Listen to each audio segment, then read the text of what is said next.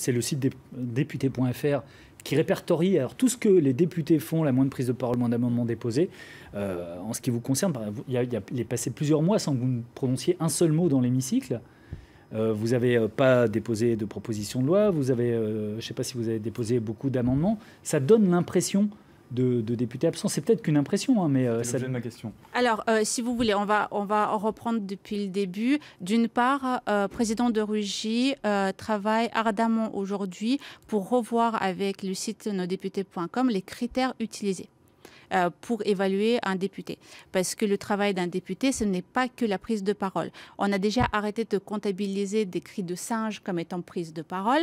Heureusement, mais on en est encore loin de répertorier l'efficacité du travail d'un député en dehors de ces prises de parole. Si on regarde certains députés qui sont très peu présents mais qui prennent énormément de la parole puisqu'ils sont minoritaires, on se rend bien compte que ce n'est pas du tout équitable. D'autre part, je travaille sur des dossiers, sur des missions qui ne sont malheureusement pas comptabilisées comme étant du travail de député.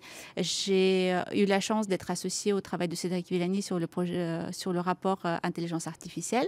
Ce n'est pas comptabilisé. Vous travaillez avec Nicolas Hulot aussi. Je suis députée en mission auprès de Nicolas Hulot sur une mission qui m'a été confiée par le Premier ministre. Ça ne compte pas non plus. Et pourtant, c'est le travail de fond qui permet ensuite d'adosser dessus les réformes qu'on est en train de faire.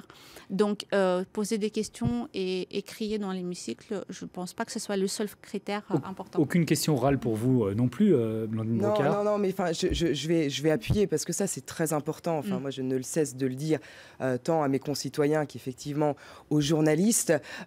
C'est la petite partie visible de l'iceberg, le fait qu'on soit en hémicycle. Alors effectivement, on peut faire le show médiatique, agiter les manches, effectivement, crier le plus fort, mais c'est pas là que se situe vraiment le travail de fond. C'est tout à fait... Il y a un nombre de groupes d'études, de groupes de travail. Moi, je fais partie de commissions d'enquête. Voilà, tout ça, c'est du travail de l'ombre, mais c'est là vraiment qu'on remonte voilà, ce qu'on a perçu du terrain, qu'on auditionne un nombre de personnes colossal, que ce soit au niveau national qu'au niveau local. Donc tout ce travail-là, il n'est pas vu, il n'est pas comptabilisé, mais pour moi, c'est ce vrai travail de l'ombre qui permet d'avancer, quoi.